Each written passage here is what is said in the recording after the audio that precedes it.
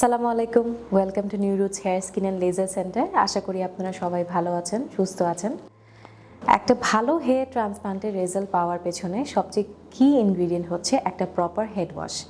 Head wash নিয়ে আমরা বেশ কিছুবারই আলোচনা করেছি কিভাবে করতে হবে। আজকে আমরা প্রপার একটা গাইডলাইন দিয়ে দিব ট্রান্সপ্লান্টের পরে কিভাবে একটা ভালো হেড ওয়াশ করতে হবে, কিভাবে প্রথম হেড ওয়াশটা আপনি করবেন এবং কন্টিনিউয়াসলি পরবর্তীতে কিভাবে হেড ওয়াশটা চালিয়ে যেতে হবে। এখন পর্যন্ত আমাদের চ্যানেল সাবস্ক্রাইব না করে থাকলে অবশ্যই আমাদের চ্যানেলটি সাবস্ক্রাইব করবেন এবং সম্পূর্ণ ভিডিও দেখার আমন্ত্রণ রইল। হেয়ার ট্রান্সপ্লান্টের পরে সবার সবচেয়ে বেশি ইম্পর্টেন্ট হচ্ছে তার কেয়ার গাইডলাইনগুলো ফলো করা, অর্থাৎ পোস্ট অপারেটিভ যে গাইডলাইনগুলো আপনাদেরকে দেওয়া হয় সেগুলো ফলো করা। এর মাঝে একটা ইম্পর্টেন্ট টপিক হচ্ছে হেড ওয়াশ। ট্রান্সপ্লান্টের পরে প্রথম 7 দিন আমরা হেড ওয়াশ করতে নিষেধ করি। এই সময় আসলে আপনারা প্রত্যেক একটা রেগুলার একটা ইন্টারভালে প্রত্যেক 2 ঘন্টা পর বা 1 ঘন্টা পর পর একটা স্যালাইন স্প্রে দেওয়া হয়, যেটা আপনাদেরকে ট্রান্সপ্লান্টেড গ্রাফটের উপরে স্প্রে করতে হয় এবং এভাবে করেই প্রথম 7 দিন নিয়ম করে চলে যেতে হয়। এবং ডোনার এরিয়ার যত্নটাও আমরা বলে দিই যে বেটাডিন দিয়ে এবং কিছু মেডিসিনস দিয়ে দিই, সেটা দিয়ে ভালো করে ক্লিন করতে হবে। এভাবে করে 7 দিন যাওয়ার পরে 7 দিন পরে যখন আমরা ফার্স্ট হেড ওয়াশটা করি, সেটা কিছু নিয়ম থাকে, ইনস্ট্রাকশন ফলো করে করলে বেস্ট আউটকামটা পাওয়া যায়। এতে করে আপনার ট্রান্সপ্লান্টেড গ্রাফটেরও ক্ষতি হয় না এবং ডোনার এরিয়াটাও হেলদি থাকে। আজকে ভিডিওতে আমরা জেনে নিব কিভাবে সেটা করব স্টেপ বাই স্টেপ। তবে চলুন শুরু করা যাক। 7 দিন পরে প্রথমেই যখন আমাদের 7 ডেজ কমপ্লিট হবে, 7 দিনের রাতে অর্থাৎ 7 ডে নাইটে আমরা ট্রান্সপ্লান্টেড গ্রাফটের উপর কোকোনাট অয়েল অ্যাপ্লাই করব। সেটা আপনি একটা কটন বল সোক করে ড্যাব ড্যাব করে ইউজ করতে পারেন, অথবা খুবই হালকাভাবে হাত দিয়ে প্রেস করে কোকোনাট অয়েলগুলো ট্রান্সপ্লান্টেড গ্রাফটের উপর দিয়ে দিতে পারেন। কোকোনাট অয়েলটা অ্যাপ্লাই করার পরে সেই রাতে আমাদের ঘুমিয়ে যেতে হবে। 8 ডেতে অর্থাৎ 8ম দিনে ঘুম থেকে ওঠার পরে যখন আমরা হেড ওয়াশ করব, তখন 1 ঘন্টা আগে আপনার বেবি লোশন অ্যাপ্লাই করতে হবে। সেটা হতে হবে অবশ্যই লোশন। অনেকে ভুল করে ক্রিম ইউজ করে ফেলেন, যেটা গ্রাফটের মাঝখানে আটকে যায় এবং ধুতে খুবই কষ্ট হয়ে যায়।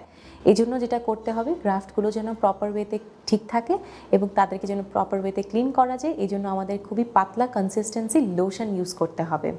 লোশনটাকে নিয়ে জাস্ট গ্রাফটের উপরে প্লেস করে দিতে হবে, সেটাও খুবই হালকা হাতে জাস্ট একটু প্রেশার দিতে হবে যেন এটা ভালো করে বসে এবং যে গ্রাফটগুলো আছে তার আশপাশে যে স্ক্যাবসগুলো তৈরি হয়েছে, ডেড সেলসগুলো জমা হয়েছে, সেটা পর্যন্ত যেন সোক করতে পারে। খুব বেশি ইউজ করব না, খুব কমও ইউজ করব না, যতটুকু পরিমাণ দরকার ঠিক ততটুকু ইউজ করব। বেবি লোশন অ্যাপ্লাই করার 1 ঘন্টা পরে আমরা ওয়াশ করার জন্য রেডি হব। প্রথম দিনই যখন আমরা ওয়াশ করব, তখন অবশ্যই আমরা বেবি শ্যাম্পু ইউজ করব।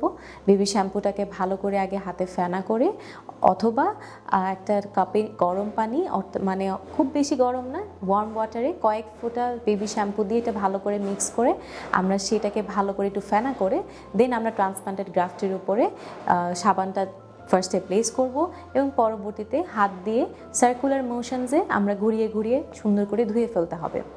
প্রথম ধোয়ায় যেটা হয়, সাধারণত স্ক্যাবসগুলো রিমুভ হয় না। এটার জন্য আমাদের পরবর্তীতে 1 বার 2 বার আরও 3 বারও হতে পারে ধুতে প্রয়োজন হতে পারে। অনেকে যেটা ভয় পায় যে গ্রাফট হয়তো বা উঠে যাবে, এরকম আসলে কিছুই না। আমরা একটু প্রেশার দিলেই দেখা যাচ্ছে যে আশপাশের ময়লাটা ক্লিন হয়ে যাচ্ছে। আসলে মেইন হচ্ছে ময়লাটা ক্লিন করা।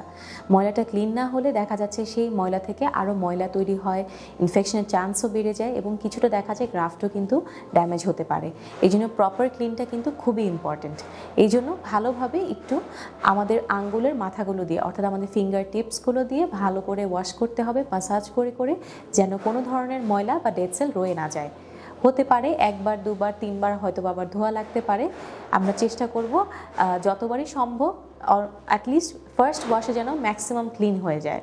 এবার আসছি ট্রান্সপ্লান্টের পরে ফার্স্ট ওয়াশের পরে যে আমরা কিভাবে ওয়াশ করব, এটা নিয়েও একটা প্রশ্ন থাকে।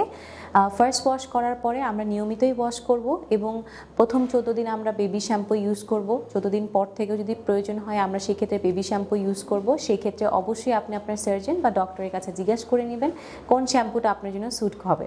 আমরা যেটা ফলো করি সাধারণত বেবি শ্যাম্পুটাই আমরা প্রথম 15 দিন বা আরও 20 দিন ইউজ করতে বলি। সেই ক্ষেত্রে আগের নিয়মটাই ফলো করি।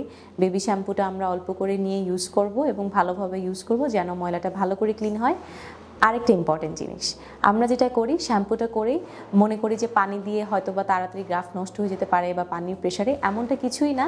পানি দিয়ে জাস্ট ক্লিন করে ফেললেই হয়। এবং একটা জিনিস ইম্পর্টেন্ট খেয়াল রাখবেন, সাবানটা যেন ভালোভাবে ক্লিন হয়, কোনো সাবান যেন মাথায় রয়ে না যায়। অবশ্যই পরিষ্কার পানি ইউজ করবেন, সফট ওয়াটার ইউজ করবেন অথবা ফিল্টার্ড ওয়াটার ইউজ করবেন। কারো কারো ক্ষেত্রে দেখা যায় হার্ড ওয়াটার থাকে, পুকুরের পানি থাকে, এই ধরনের পানি যারা নলকূপের পানি ইউজ করছেন সেই পানিগুলো অ্যাভয়েড করার চেষ্টা করবেন। ট্রান্সপ্লান্টের গ্রাফট ক্ষতিগ্রস্ত হতে পারে, সফট ওয়াটার সবসময় ইউজ করবেন।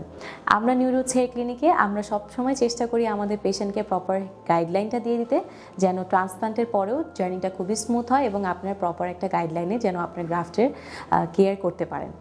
আশা করি আজকের ভিডিওটি আপনাদের ভালো লেগেছে। আমাদের ভিডিওটি লাইক এবং শেয়ার করতে ভুলবেন না। Thank you.